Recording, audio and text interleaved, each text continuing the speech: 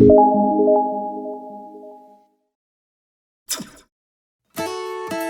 and Restore YouTube channel ngai na ana angel ting tingle ana sirson gel ting tunga amasa na kipa thu ka hon ge na tuni in mi tam takte the siam lo le boina pathianin khen tuam nei hia chi to kisai sut khom le ichi a hi pathianin Jacob ka ita Esau ka huwa achi a hi le pathianin khen tuam nei ma a hidiam Malaki a hi chin ki gel hi Malaki bungkhat tang ni le tang thum Jacob ka ita himale Esau ka huwa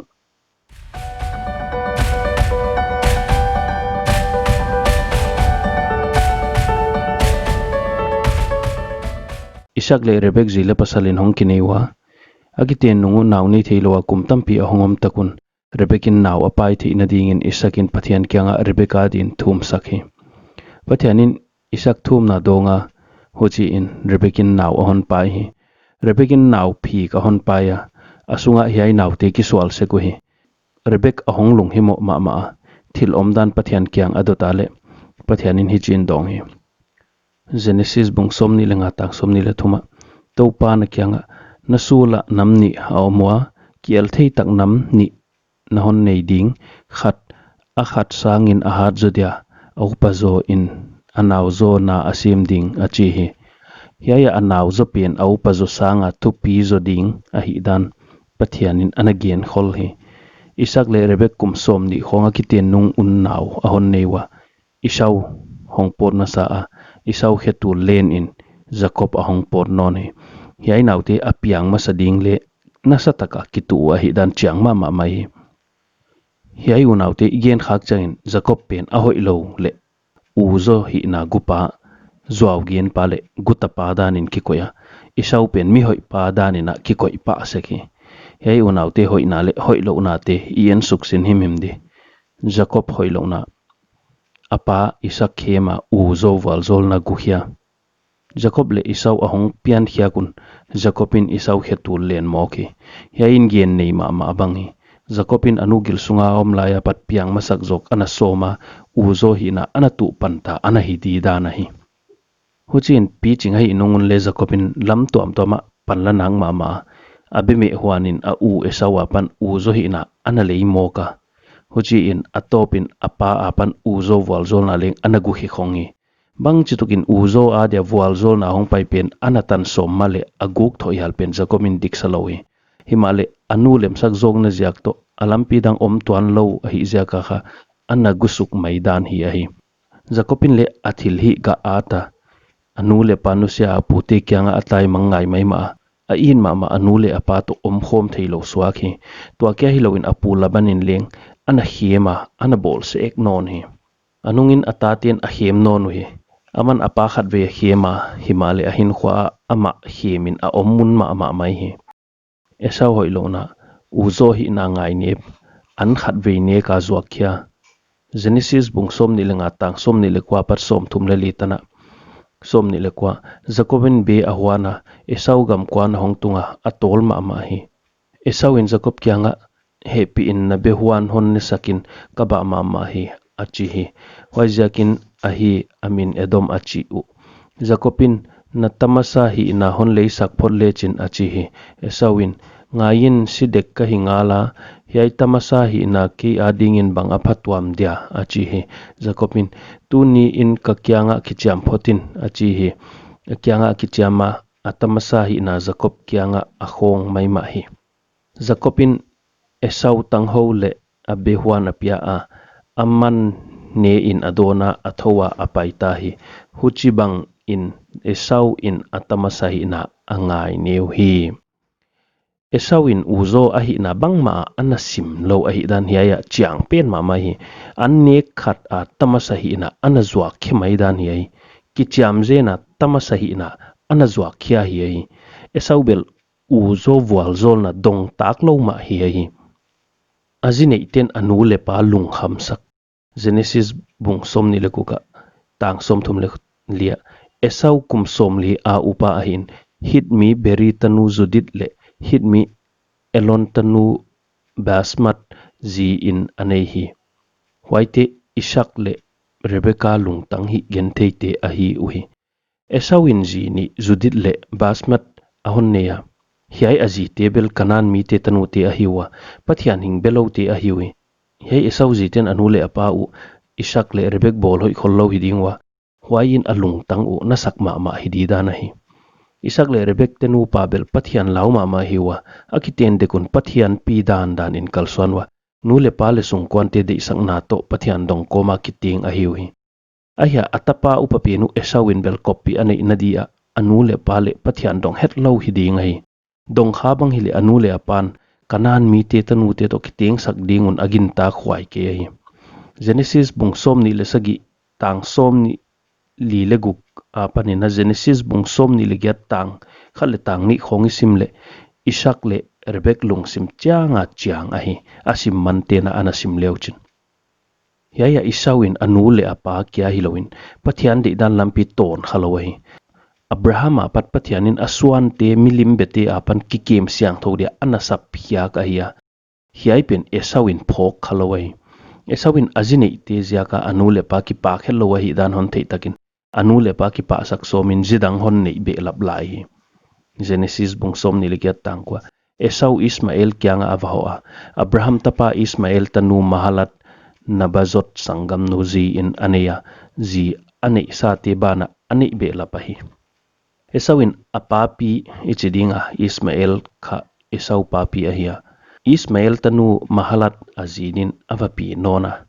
hiai azithak ziaka anu le pa ki pak diun agin ta khwai tuan ke hi anaw tha som Genesis mong som ni le sagi tang som le khatai chin ki gela apan Jacob awal zol ziakin Esawin amuda hi Esau in alung simin kapa suni ding anaita a wai hit chiang in kanau Jacob kathat mai ding achi hi Esawin anau Jacob tha asom mai ma hi piang masa hi na anangai neu ma uzo hi na anne khat a anau kyanga anazwa khin hina zen pi anawin apa pan wal zol na guk sak takala he chi tak a he a anau tha som zumai Esau lung tang adikhet lo khatomai unaw ni chau hiwa anaw hin na lak som ichi changin poisang nei het lo china hi Jacobin uzo walzol na ana de iloma le a u ana tha som zen lo hi walzol na agu chi thu hilala hi Esawin bel anaw hin na lak som ichi changin pathian lau na him nei lo pathian de het lo khel na to phok le hi ngam mi a hi dan kilang hi anaw tai mang ke le alung tanga om sem so khadin gin ta khwaya kaina to akilam dan na omlowa hiai kaina to Esau te hin the in ka koya hi tuin hiai unaw te hoi nalam ennon le Jacob hoi na wal zol na de hiai Jacob bel wal zol na anangai poimo a ana thupi ko hi dan chiang pet ma hi apian ma a pat wal zol na ana tu hi ta hi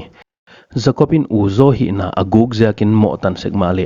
aguk na ziak iwasut chiangin pathian wal zol na ana de ya tua wal zol na atan ut tin ten zia ka hi chi chiang takin mu thei pathian wal zol na ngai thupi a tua wal zol na tan so ma na sataka palla Jacob bel ngai sang wai le lama hi wal zol na ngai sang ma Jacobin wal zol na amu na din mi hing kya hilowa pathian na san zan khowa ka ana buan pe hi nu le pa thumang Esau banglo takin Jacob bel anu le pa thumang ma khata hi Esawin bel anu le pa tuan ala khollo hiding in gin ta kwaya azi ten le anu le pa su khase ma mau hi wai jakin Ishak le Rebekin Jacob ji zong ding le a u khuta pan aswa tang na din apu laban te khwa padan aram gam lama sol mangu hi ai Jacobin anu le pa lem gel pen nial helloin anu le pa I tak nu siain athe ngei lo gam zuan in kal hon swan khitamai hi Jacobin a u Esau ala uzia kya a in nu sia hizlowin anu le pa de ibang a zizong dia kwan leng hi hi pathiani nompi dena huchi in anu le pa de ibang in ami le sa tema apu laban tanu te zi ding in vanei hi pathian agin na nei Bethela Jacob agyani takin pathian kyanga hong kilaka hiai hong gen hi keito pa napu Abraham pathian le Ishak pathian kai na lup na gam na kyanga le na swanti kyanga hon peding ka hi na swanti le ya leivui za ina omdingwa tum lam khonga so lam khonga mal lam khonga sim lam khonga na dal zak dinga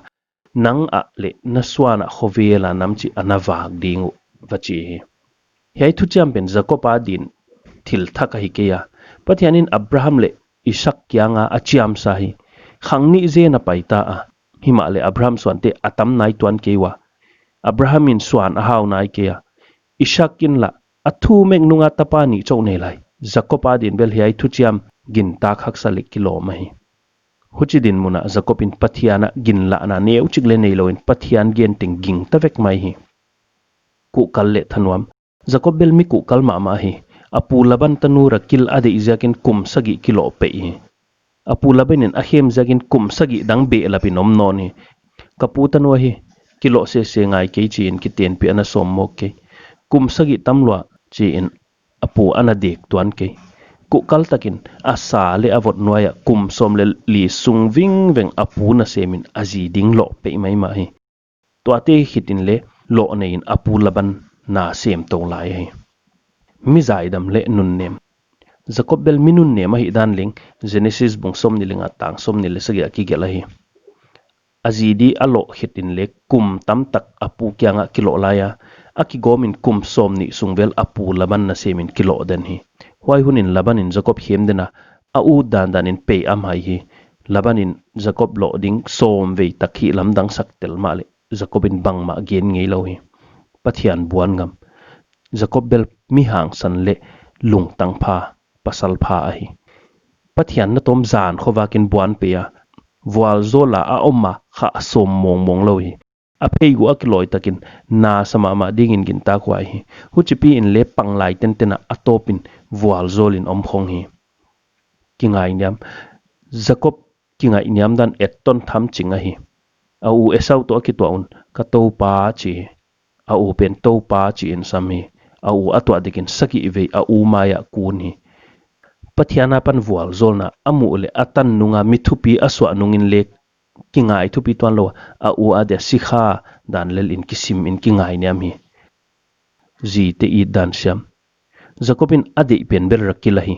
lia pen hi le apu labanin ud le ud lawa ani sakahi Jacobin lia de lo pp a anne himale bol gen thei tuan lawa mak leng anasom tuan lawa hi apu labana pan pai hia a apian nagam hong jot takin le lia pen nut siat som tuan lawin a it pen rakil to hon ton pi khom thawai pathian to om khom Jacopadum sung teng pathian to om khom den hi pathian to akipol gi ge ziakin pathian de le pathian lunggel thei hoi mama Joseph tate Ephraim le Manasi awal zolin leng amaban dingu mukhol in a khut taklam pen a neuzo Ephraim tunga nga a veilam khut pen a uzo Manasi tunga nga hi lemna de Jacobin lemna de pen ma hi apu laban tunga alung kim lo na di tam khop mu ma le kilung kim sakte tein lemna zong ham sekhi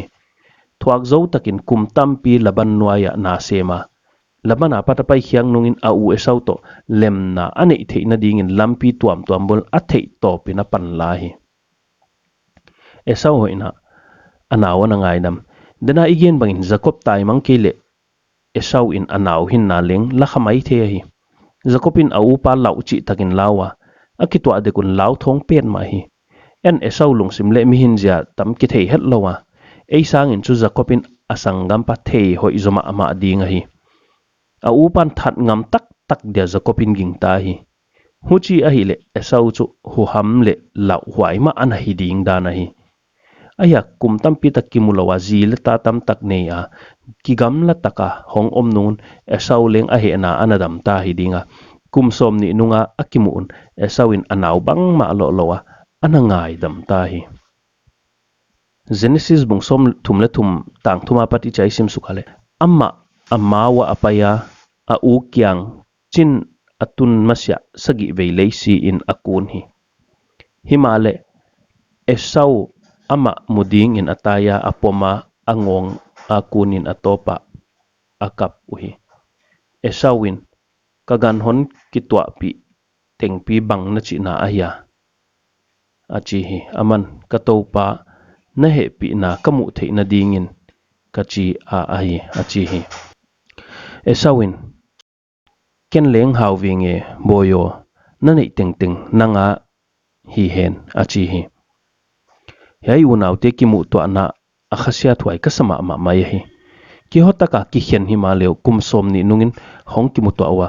huai ni in alung simu khasema ma dingin kaging ta hi hochin ki it na le ki pa na mit tui to a u na un hong ki pom u hi nidanga wal zol na ki tu to a ama wa di cho ngai to a du amma ma ana hiwa tu in bel thil pya ka ki pyak de kwa le du am het lawin ki de sak to pen mau hi esau le hiya ya bel ana thu pi ma anau it takin ana vai don hi Genesis bung som thum le nga tang som ni le sigya pat som ni le kwa Jacob Kiriat Arba khwa a Abraham le Isaac omna mamre a apa Isaac kyang atung tai Kiriat Arba khwa Hebron a hi Isaac damsung kumza le som gya ta hi Isaakin akha ta a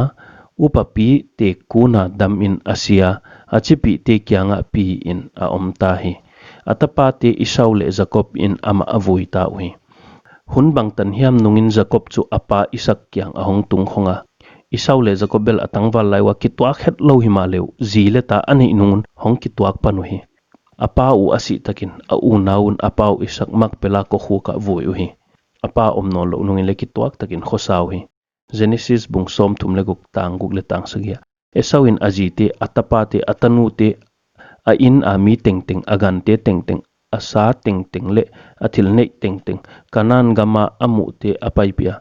anaw Jacob kyang a kipan gam danga apai mangta hi athil nei te u athupi lo a om khom thei ke u agan te u ziakin mi khwal a om nagam un achinta ke hi Esau share tang a ateng ta hi Esau Edom a hi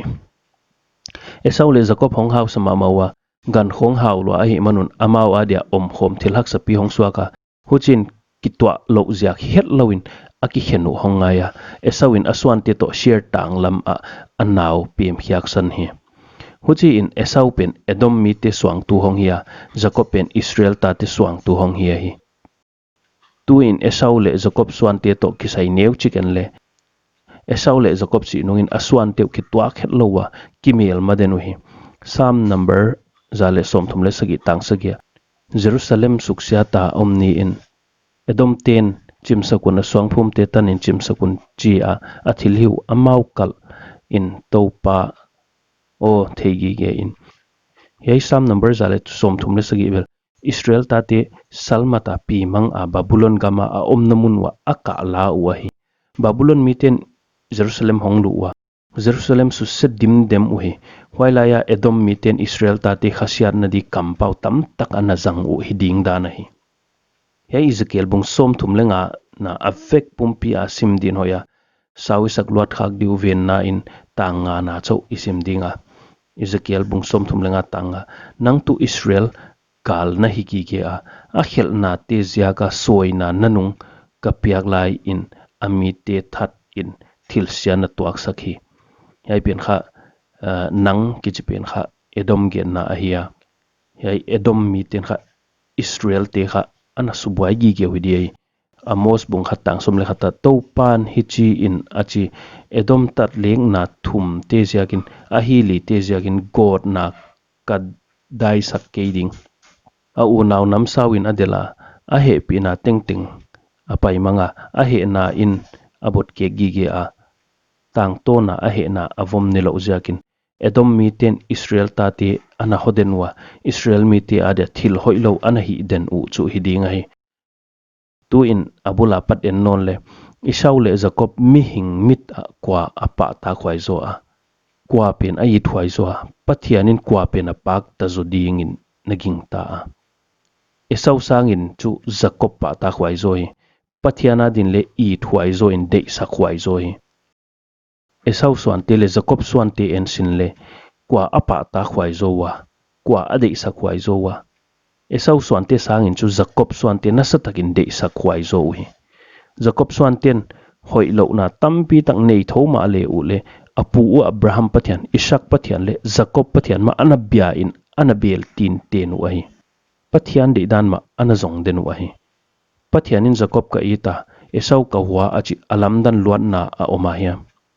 pathianin Jacob le aswan te ka ita Esau le aswan te ka huwa achi le hen tuam nei ichi te diam et sak na hoi tak chu set le kaina a hi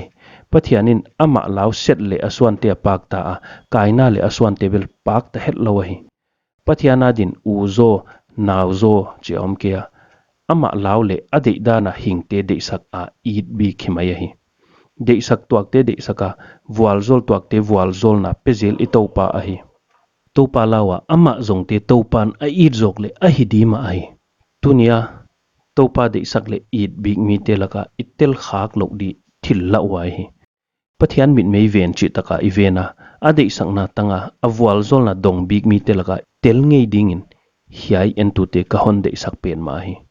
jacob banga pathian ni na tangzo dingin kisachar ni ki pake